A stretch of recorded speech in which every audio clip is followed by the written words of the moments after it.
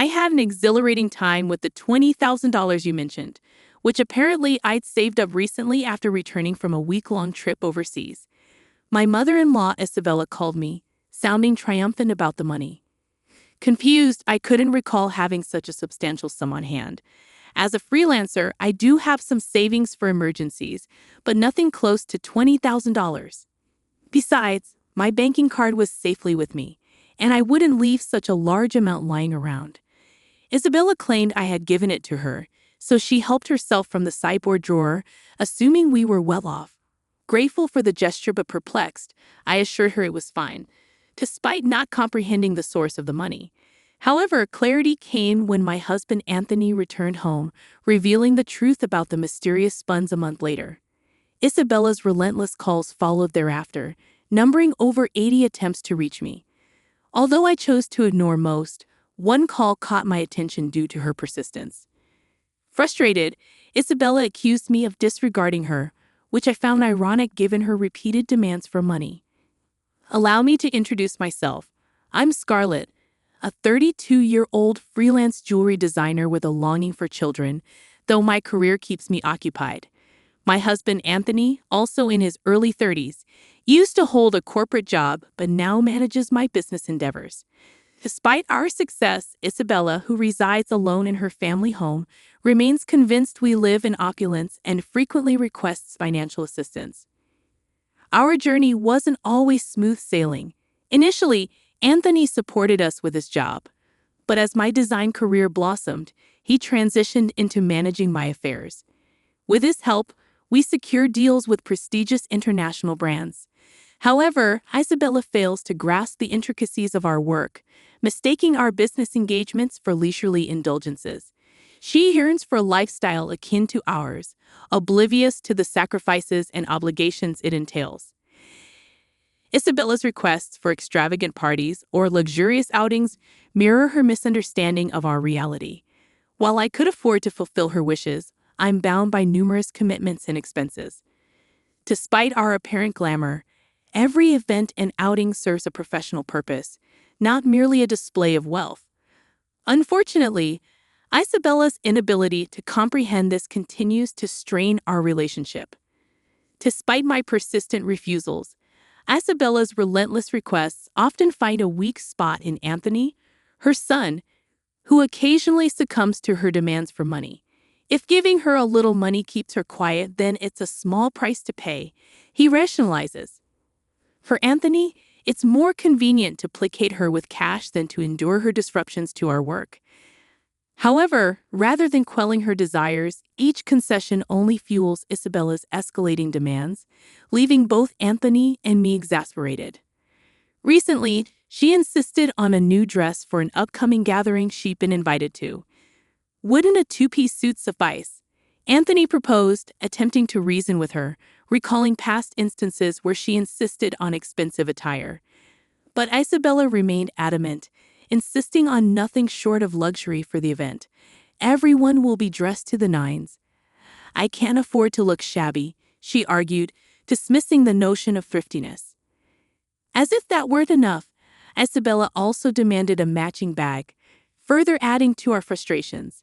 Anthony, seeking a solution to her incessant demands, had previously arranged a credit card in Isabella's name, specifically for her expenses. Initially, she abused the privilege, overspending recklessly until Anthony intervened, imposing restrictions and urging her to seek approval before major purchases. Despite his efforts, Isabella's impulsive spending persisted, leading to exorbitant bills that Anthony was left to settle. Though the card bore her name, it was Anthony who bore the financial burden. Isabella's misconception that the card equated to unlimited funds exasperated Anthony, prompting him to impose spending limits. A credit card isn't a bottomless pit of money, he reminded her, exasperated by her disregard for financial responsibility. Caught in the midst of her whims, Isabella's frustration was palpable when her spending privileges were curtailed. "What the heck? I couldn't pay for my shopping the other day," she exclaimed, failing to grasp the consequences of her unchecked expenditures. Isabella stormed in, berating us for the struggle with payments due to her overspending. "We've lowered your monthly limit," It's still sufficient, right? Anthony attempted to reason, but Isabella remained unconvinced. Just because you say so, you two are still dressing up and going to fancy places. How is what I'm doing any different?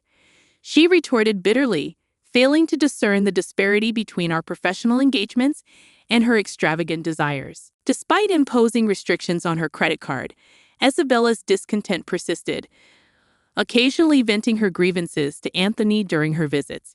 Yet, for a while, life carried on without significant hitches. As the year drew to a close, a promising opportunity emerged in my career, a proposal to expand business dealings overseas. Excited by the prospect, I saw it as a chance to elevate my status as a designer. However, amid the anticipation of this new venture, concerns arose about Isabella's reaction. Given her past behavior, the possibility of her wanting to accompany us seemed plausible. We broached the subject delicately with her, but Isabella remained skeptical, accusing us of planning to live lavishly abroad without her. Exhausted by the circular argument, we conceded that she couldn't join us permanently. Instead, we offered to fund a week-long trip for her, hoping to appease her desire for luxury. Isabella accepted with mixed emotions, but the tranquility was short-lived. Days later, as Anthony busied himself with arrangements for our overseas move, Isabella returned, requesting funds for shopping during her trip. "What about the card Anthony gave you?" I reminded her, weary of the ongoing cycle of demands. I inquired, aware of the existence of a card she was meant to use. "That's the thing," Isabella confessed. "Anthony finally took it away from me the other day. It appeared she had been reprimanded for overspending and had the card confiscated. I speculated that Anthony might have been concerned about potential misuse, particularly with fluctuating currency rates overseas. However, I didn't have that kind of money readily available either.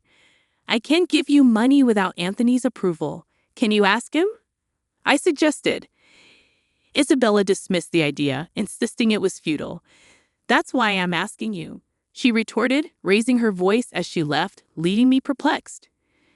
As New Year's approached, Isabella embarked on a 7-day trip abroad. Assuming Anthony had somehow managed the finances, I awaited her return. However, upon her arrival, Isabella revealed an astonishing revelation. On the day of her return, my mobile phone rang. "I'm back. It was so much fun," Isabella exclaimed enthusiastically, recounting her adventures without prompting. "And I may have gone overboard with souvenirs. Couldn't fit them in my suitcase, so I had them shipped from there. Can't wait for them to arrive," she exclaimed. Perplexed, I responded, feeling a sense of annoyance creeping in. "Thanks to the money you saved up, I had a blast," she continued, referring to the mysterious funds. Confused, I reiterated, "Saved up money? What are you talking about?" I had no recollection of such funds. While I did have savings for business emergencies in my bank account, Isabella couldn't have withdrawn cash from it. Isabella persisted, claiming she found the money in the sideboard drawer of our house. $20,000, she clarified, leaving me baffled at the notion of such a large sum stored at home, especially without my knowledge. I addressed Isabella sternly. "I'm not sure what money you're talking about, but if you took it from our house without permission, that's theft, even if you're family. Do you understand?" Her response was unsettlingly nonchalant. "That's why I'm telling you now that I used it," she replied, unabashedly, justifying her actions with a post-factum report. Frowning, I emphasized the severity of the situation. "I have no idea about this money, but if you took it and used it without saying anything, it's a crime. And if it was something Anthony had set aside for an important deal, it's even more serious." Recalling the absence of any disruptions in our business dealings or payments during Isabella's trip, I couldn't fathom the motive behind her actions. Isabella's entitled reasoning only exacerbated the situation. "You two live so extravagantly, so why can't I have a little of that? Think of it as doing a favor for your parent. It's not a big deal, right?" she asserted, oblivious to the gravity of her actions. I sighed, deeply troubled by her lack of remorse. "I'll ask Anthony about the money when he gets back," I replied, still perplexed by the whole ordeal. Isabella's response only reinforced her detachment from reality. Anthony will understand. After all, I'm his only mother, and 20K isn't much to him, she remarked dismissively before ending the call, leaving me dumbfounded. Later that night, Anthony returned home with a troubled expression. He revealed that he had withdrawn the money from his bank account 10 days prior, intending to use it for an urgent payment. Shocked, I realized the money I had found in the drawer was the same sum Isabella had mentioned. "It can't be that you," Anthony began, his suspicions evident. But before he could finish, my heart sank as I recalled Isabella's call earlier that day. "No, today Isabella called, saying thanks for the 20K. Had a blast," I confessed, dreading the repercussions of her actions. I struggled to comprehend what my mother-in-law had done. So it was Anthony's money after all, but what was such a large amount meant for? "Hey, if it wasn't for a business payment, we've been doing bank transfers for a long time, right? Why cash all of a sudden?" I questioned, still puzzled by the situation.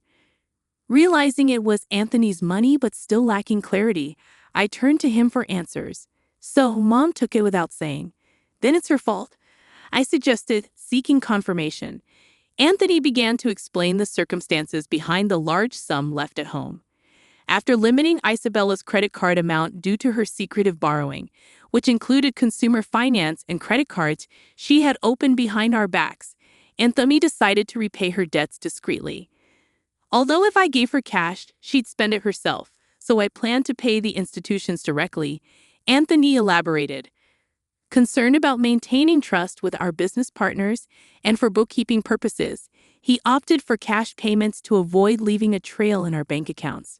Supporting Isabella's overseas trip was akin to a parting gift, as we wouldn't be able to provide for her as before after relocating abroad. Understanding the situation, I realized the purpose behind the large sum of money. But what would become of Isabella now? Debt collection notices and payment demands will probably start coming soon, but since she spent it herself, there's nothing we can do, Anthony stated matter-of-factly. As we prepared for the move, Isabella's incessant calls to my mobile phone persisted. Despite Anthony's advice to ignore her, the frequency of the calls made it impossible to disregard.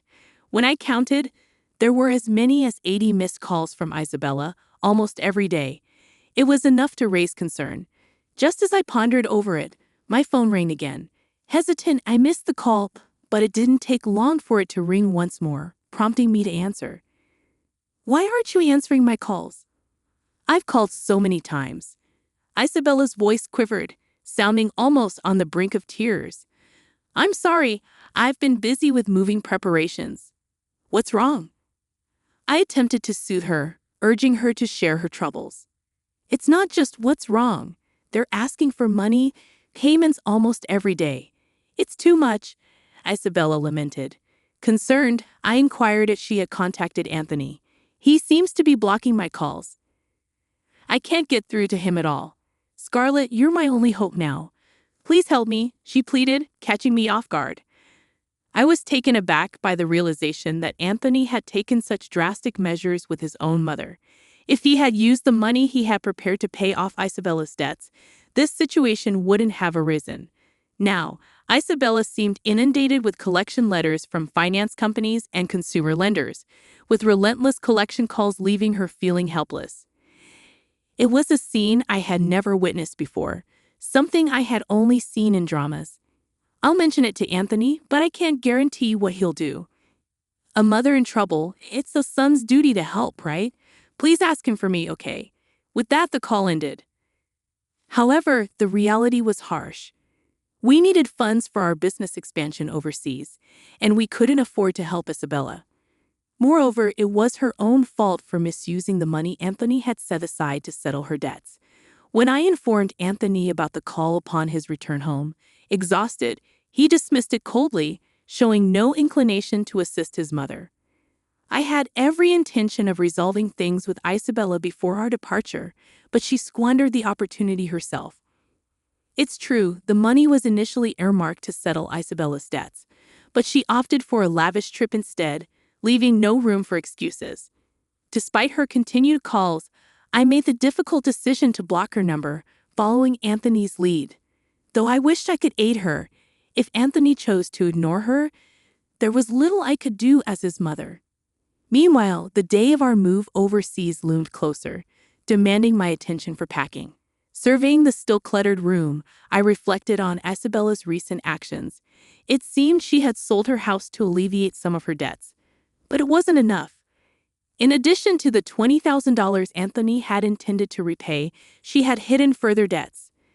The magnitude of her financial obligations was staggering, exceeding even the proceeds from selling her property.